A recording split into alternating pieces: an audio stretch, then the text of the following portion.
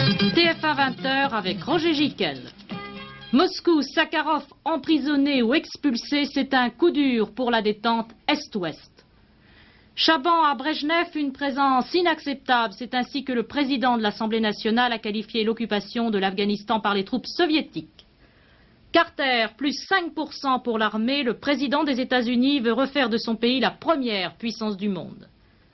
Un Allemand devance Darniche au rallye de Monte-Carlo, 4 minutes 14, c'est par le français de l'allemand Rohr. Bonsoir.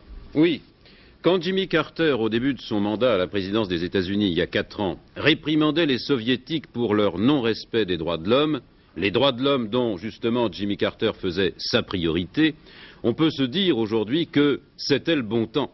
Car depuis, il s'est passé trop de choses dans le monde où les droits de l'homme ont été piétinés et souvent au profit du fameux droit des peuples à disposer d'eux-mêmes, ce qui justifie à l'avance toutes les interventions militaires. Carter, nous le verrons dans un instant, a changé de priorité aujourd'hui. Il met au premier rang le renforcement de la puissance militaire des États-Unis, et cela pour répondre à l'URSS et à son intervention en Afghanistan. Or, c'est à ce moment précis que la question des droits de l'homme en URSS revient sur le tapis avec les mesures draconiennes contre le plus célèbre des dissidents, l'académicien Sakharov, prix Nobel de la paix, dont Carter s'était personnellement occupé. Andreï Sakharov était depuis des années le symbole de la résistance des intellectuels soviétiques au goulag et à l'oppression de l'État. Et à quelques mois des Jeux Olympiques, devenus d'ailleurs hypothétiques, il était devenu de plus en plus encombrant à Moscou. Ce matin, des policiers sont venus chez lui. Plus personne ne pouvait voir Sakharov ou lui téléphoner. Et peu après, on apprenait que les autorités soviétiques l'avaient déchu de ses titres de héros du travail, de lauréat de l'Académie et de toutes ses décorations. Cela, expliquait-on, en raison de ses appels directs aux milieux réactionnaires des États impérialistes, les invitant à s'ingérer dans les affaires intérieures de l'URSS. Cette décision a été prise au moment où le président de l'Assemblée nationale, Jacques Chaban-Delmas, en visite privée à Moscou, disait à Léonid Brejnev que l'occupation soviétique en Afghanistan était inacceptable. Il ignorait, Jacques Chaban-Delmas, encore ce qui était fait contre Sakharov. Et on ne sait toujours pas ce soir si Sakharov a été arrêté ou expulsé. Essayons de le savoir de Moscou, notre envoyé spécial Gabriel Mérétic. Il ne pouvait y avoir de moment plus propice pour l'expulsion du père de la bombage soviétique que ce moment où l'Union soviétique est en but à toutes les attaques en raison de son intervention en Afghanistan. Et cela, Jacques Chaban-Delmas en était conscient au moment où, à 17h30 heure de Moscou, il a pénétré dans le bureau de M. Léonid Ilyich Brejnev. Il était venu lui parler de détente et lui demander des explications. Il semblerait que le secrétaire général du Parti communiste soviétique n'ait pas fourni toutes les explications qui étaient en mesure d'attendre le président de l'Assemblée nationale. Une chose est sûre, ce soir à Moscou, la détente, plus que jamais, est véritablement placée sous un signe d'interrogation. En attendant, peut-être, le point d'exclamation, les décisions que demain seront amenés à prendre les hommes politiques occidentaux.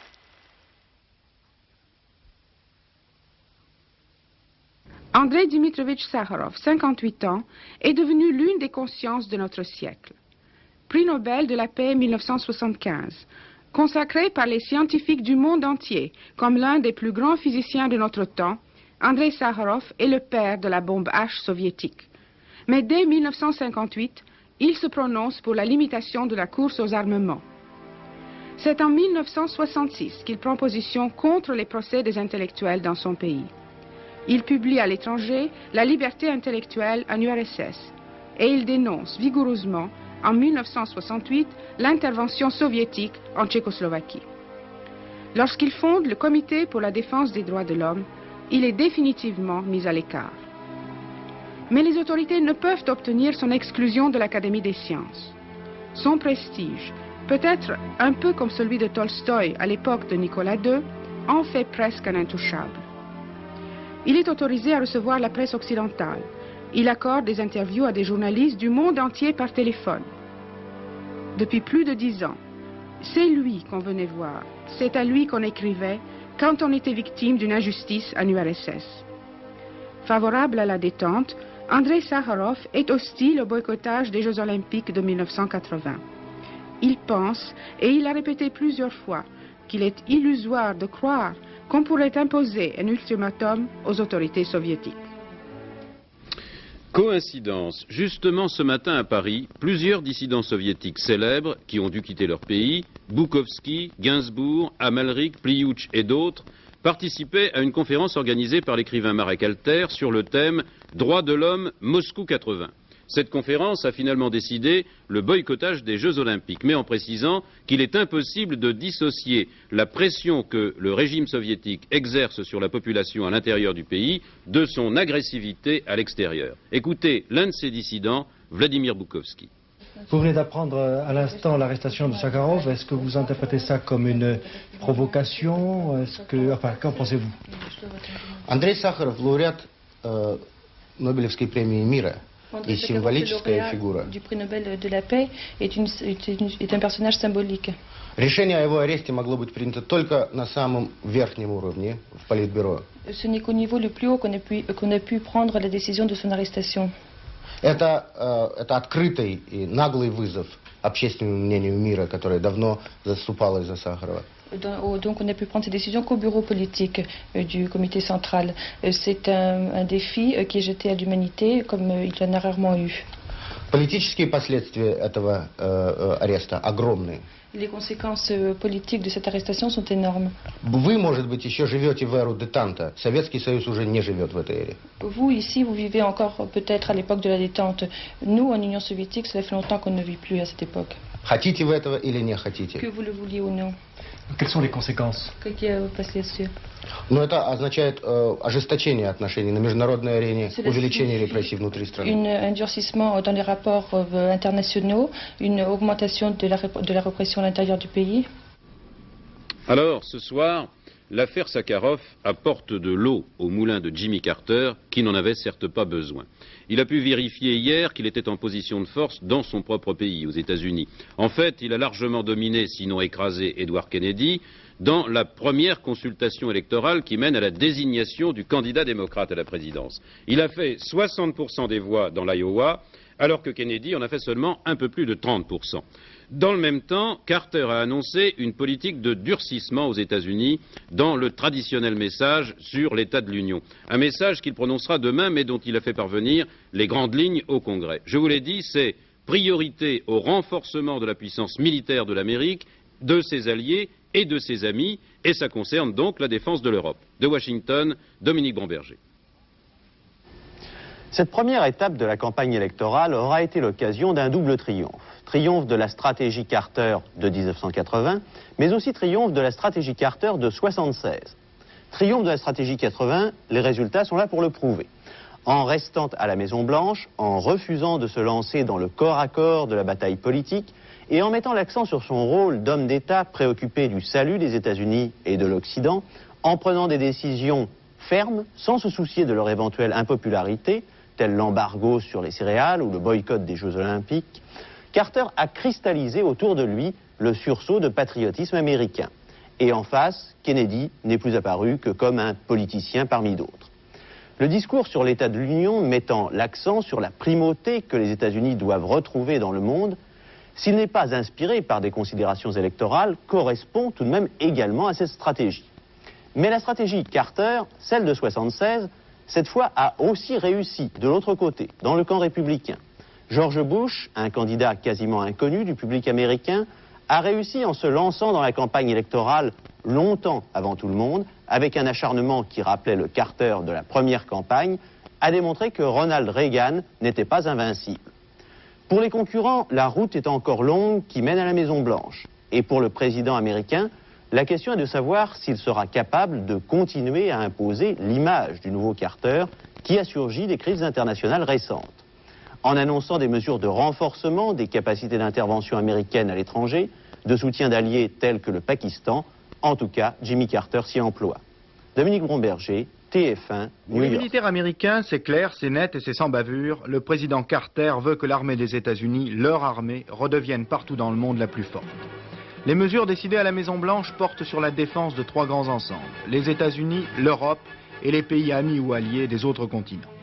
Premier point, la modernisation de l'arsenal nucléaire américain, avec la construction de nouveaux sous-marins atomiques, le maintien en service des 400 bombardiers stratégiques B-52, Mais l'effort principal portera sur les missiles, avec le déploiement du MX, un engin balistique intercontinental, et le lancement dès l'an prochain de la fabrication de ce que certains considèrent comme l'arme absolue, le missile de croisière.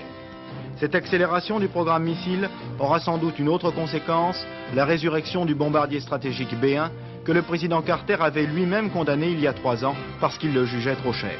Cet appareil d'une technologie très avancée pourrait être transformé à peu de frais en avion porte-missile de croisière. Dans le domaine des armes conventionnelles, il est prévu de moderniser l'aviation tactique. 1700 nouveaux avions seront mis à la disposition des différents commandements. Et la marine verra ses forces considérablement développées avec une flotte globale de 550 navires. Deuxième point du dossier, la défense de l'Europe.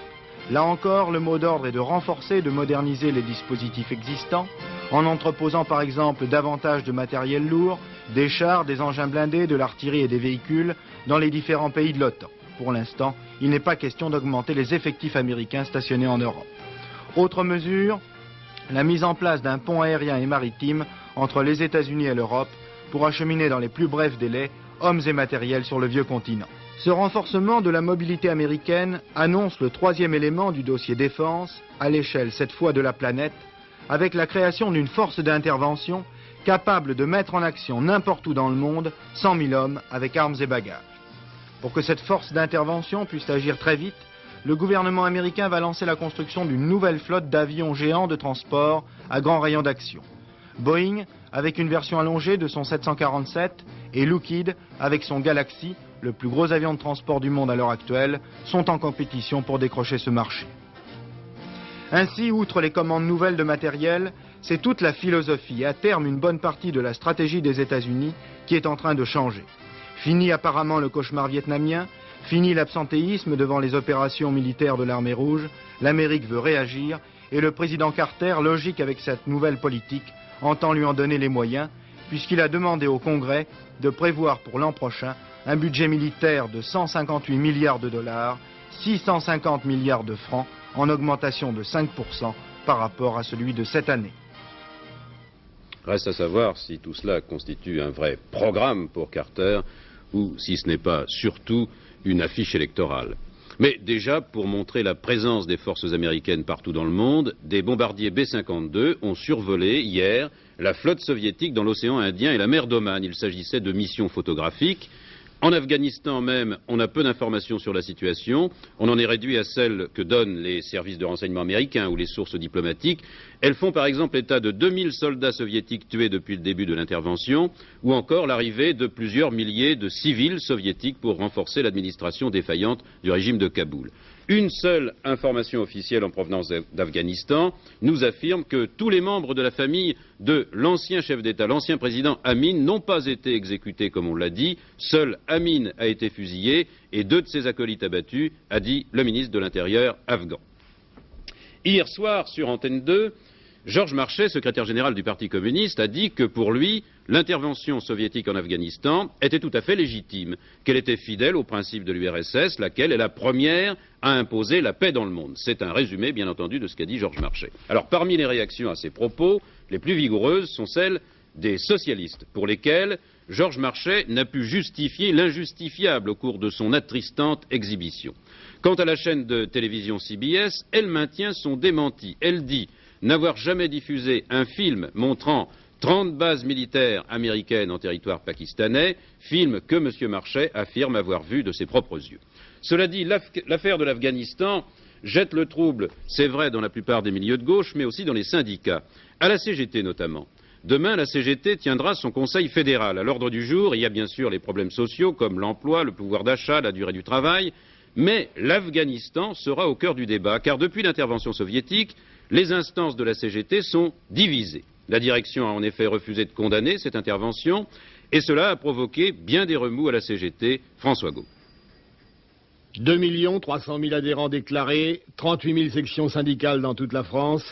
Habituellement, lorsque la CGT parle ou lorsqu'elle prend position, elle le fait sans désaccord d'une seule voix.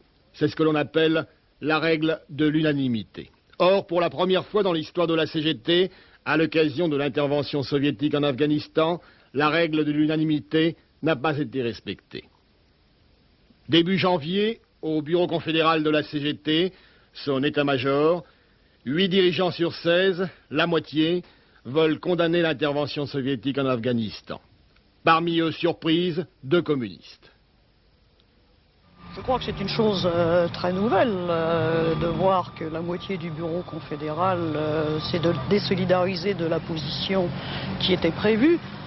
Je pense que tout de même c'est une nouveauté de voir qu'il n'y a pas un alignement systématique et une prise de position générale et que des sensibilités puissent s'exprimer.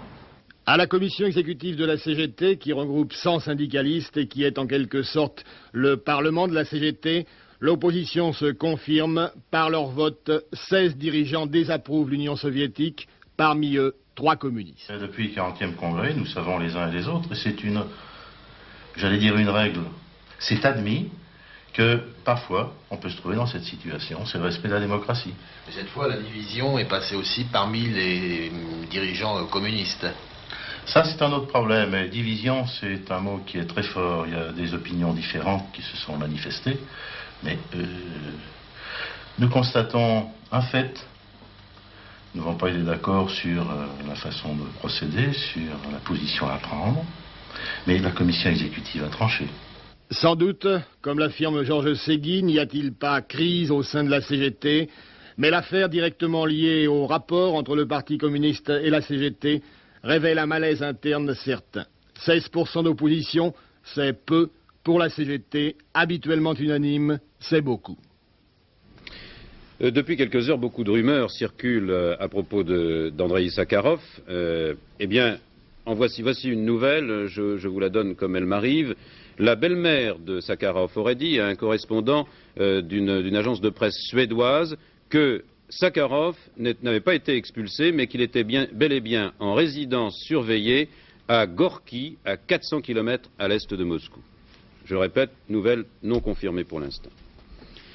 La France a accepté l'invitation de Moscou pour les Jeux Olympiques. La France, c'est-à-dire le Comité national olympique. La décision a été prise aujourd'hui, au moment même où M. Chaban-Delmas déclarait à M. Brejnev que la présence soviétique en Afghanistan était en fait une occupation et qu'elle était donc inacceptable. Mais un peu plus tôt, M. Chaban-Delmas avait critiqué le boycottage des Jeux Olympiques comme une décision inopérante. Et dans le même temps, à Londres, et là on voit que l'Europe ne parle pas le même langage sur cette affaire, le Premier ministre, Mme Thatcher, annonçait l'envoi d'une lettre à son comité olympique national, lui suggérant de demander que les Jeux Olympiques se tiennent ailleurs qu'à Moscou. Ici, on peut rappeler que le dissident Sakharov avait souvent souhaité que les Occidentaux viennent en masse à Moscou pour manifester dans les stades en faveur des droits de l'homme. Alors qu'ils aient lieu ou non, les Jeux Olympiques auront coûté tout de même à l'URSS 6 milliards de francs en investissement. Les télévisions du monde entier, de leur côté, ont investi 500 millions en frais techniques et droits de retransmission. Les Américains, la chaîne NBC surtout, ont investi à eux seuls plus de 400 millions. Et on attend plus de 2 milliards de téléspectateurs dans le monde pour ces Jeux Olympiques. Or, l'appel au boycottage des Jeux par Carter met la chaîne américaine NBC dans une situation très embarrassante. Si les Américains devaient confirmer qu'ils n'iront pas aux Jeux, elle y perdra beaucoup d'argent, bien qu'elle soit assurée au Lloyd's de Londres. Daniel Potra. D'abord, il faut savoir que tout le monde n'aura pas le droit de regarder les Jeux Olympiques à la télévision s'ils ont lieu. L'Afrique du Sud, par exemple, qui ne fait pas partie du Comité international olympique, en sera privée. La télévision soviétique utilisera 250 caméras et des équipements français qui lui ont coûté 150 millions de francs pour réaliser 20 programmes simultanés en couleur, bien sûr, selon le procédé SECAM. Pour bénéficier de ces images, les pays de l'Eurovision ont payé 30 millions de francs, le Canada 5 millions, l'Afrique 1 million. Ces sommes sont en effet proportionnelles à l'importance de la télévision dans chaque pays. Et elles vont pour un tiers au Comité olympique international, dont c'est l'une des principales ressources, et pour 2 tiers au Comité d'organisation des Jeux à Moscou. La chaîne de télévision américaine NBC, elle, voulait reprendre le programme soviétique et ajouter ses propres images. Elle devait envoyer 600 personnes à Moscou. Elle avait acheté 18 caméras SECAM. Tout cela lui a déjà coûté 250 millions de francs pour du matériel qui est en URSS et qu'elle n'est pas certaine de récupérer, et 165 millions de droits de retransmission. La compagnie d'assurance Lloyd la remboursera en cas d'annulation à 90%, ce qui laissera quand même, avec les frais annexes, une perte sèche de l'ordre de 80 millions de francs, auquel il faut ajouter le manque à gagner. La minute de publicité devait coûter 750 000 francs sur NBC pendant les Jeux. À Lodève, dans l'Hérault, une mine d'uranium a été envahie par une nappe d'eau cet après-midi. 2 mineurs ont péri noyés. Une équipe serait actuellement bloquée au fond de la galerie. On ignore pour l'instant les circonstances de cet accident. Succès incontestable pour l'emprunt d'État. À peine ouverte ce matin, la souscription était close quelques heures plus tard, et ceci malgré un rajout de 4 milliards de francs. Ce succès s'explique sans aucun doute par les 12% de taux d'intérêt et la durée de 6 ans. À noter que pour la première fois, 65% de l'emprunt est allé aux particuliers. Un emprunt qui s'élevait, je vous le rappelle, à 12 milliards et demi de francs. En 1979, la SNCF a transporté 254 millions de voyageurs, soit une légère augmentation par rapport à 1978. Accroissement beaucoup plus net dans le domaine des marchandises, devant 225 millions de tonnes transportées, soit une augmentation de 5%. Coup d'envoi ce matin des négociations salariales dans la fonction publique. Jacques Dominati, secrétaire d'État à la fonction publique, recevait l'ensemble des organisations syndicales. Il s'agissait surtout d'un tour de table. Ces négociations qui concernent 2 600 000 salariés dureront plusieurs semaines, avec une question à la clé, le maintien ou la légère augmentation du pouvoir d'achat. L'optimisme renaît en Yougoslavie. 3e communiqué rassurant, 48 heures après l'opération du maréchal Tito. Son état général reste bon. Le chef de l'État yougoslave se rétablit progressivement, précise le dernier bulletin de santé. La communauté économique européenne s'est engagée à vendre 500 000 tonnes de blé tendre à l'Union soviétique, apprend-on de bonnes sources à Bruxelles. Ce contrat de vente a été conclu début décembre, c'est-à-dire avant l'invasion soviétique en Afghanistan. Depuis l'embargo partiel sur les céréales par les États-Unis, la CE a suspendu provisoirement toute vente à destination de l'Union soviétique, mais cette opération conclue, elle, en décembre, sera probablement exécutée. 222 morts, 550 blessés, tel est le dernier bilan après la catastrophe de Sincelejo au nord de la Colombie. Dimanche, alors que 15 000 personnes assistaient à une corrida, une partie des arènes s'est effondrée. Bilan dramatique dû surtout, semble-t-il, à la panique de la foule. La plupart des victimes ont été piétinées. Le prix des 2 magots à Roger Garaudy pour son livre Appel aux vivants, publié aux éditions du Seuil. Roger Garaudy a obtenu 6 voix contre 2 à Alain Gerbert pour son livre Le faubourg des coups de trique. Une dentelière de 62 ans et un taille-doucier de 66 ans ont reçu le prix des métiers d'art cet après-midi des mains du président de la République. Sœur Marie du Sacré-Cœur, que vous voyez, est depuis 40 ans la meilleure spécialiste du point d'Alençon. Il y avait aussi Jacques Frélot, l'ami de Picasso, de Chagall et de tous les grands peintres de notre époque, dont il a imprimé les gravures, qui était le 2e lauréat. En patinage artistique, les championnats d'Europe commencent aujourd'hui à Göteborg en Suède. Après les 3 premières figures imposées, le soviétique Kovalev est en tête devant l'allemand de l'Est Hoffmann. Le français Jean-Christophe Simon est 6e. Le temps, eh bien, il n'y a plus de gelée, il n'y a pas eu de gelée aujourd'hui en Alsace où les températures atteignaient 6 degrés en début d'après-midi, alors que sur l'ensemble de la France, eh bien, elles étaient comprises entre 2 et 14 degrés. Demain, le temps sera variable sur l'ensemble du pays avec alternance d'éclaircies et de passages nuageux. Il y aura quelques faibles gelées, les nuages donneront des pluies ou des averses parfois orageuses dès le matin sur les régions côtières. Et puis sur la plupart des régions, au cours de la journée, neige en montagne à partir de 800 mètres environ, température maximale sans changement et vents qui se renforceront sur le midi méditerranéen. Le rallye de Monte-Carlo, toujours l'Allemand Rohrl en tête, et il accentue son avance sur Bernard Darniche. Et puis les bêtes noires des Fiat, les 2 pilotes finlandais Mikola sur Porsche et Vatanen sur Ford Escort, ont abandonné sur sortie de route au cours de la 6e épreuve spéciale. Sur ce rallye de Monte-Carlo, Jean-Claude Aude. Vainqueur de 4 des 6 épreuves spéciales du parcours de classement, l'Allemand Walter Rohrl sur Fiat Abarth prend résolument la tête du rallye de Monte-Carlo. Un des favoris du rallye, le Finlandais Hannu Mikkola, a abandonné après une sortie de route avec sa Porsche. Mikkola, le premier pilote de Michelin, n'a pas été pointé à l'arrivée de la 12e épreuve spéciale au Moulinon dans l'Ardèche. Son compatriote, Harry Vatanen sur Ford Escort, a subi le même sort. Il est évident que le rallye de Monte-Carlo, en raison de ces 2 abandons, a perdu une partie de son intérêt. C'est devenu pratiquement une affaire de famille entre Fiat et la Lancia Stratos des Français, Alain Mahé et Bernard Darniche. Ce dernier, handicapé par une forte fièvre, essaie de garder le contact en attendant de retrouver une meilleure forme. 4 épreuves se sont disputées sous la neige, 2 sous la pluie, ce qui modifie sans cesse les positions. L'Allemand Rohrl creuse les écarts il consolide sa première place en totalisant 3h41 minutes. Il devance maintenant Bernard Darniche de 5 minutes 33, Björn Valdegarde de 6 minutes 15, Jean-Claude Andruet est 5e à 6 minutes 45 secondes. On trouve à la 8e place une étonnante Michèle Mouton à 9 minutes 26 secondes.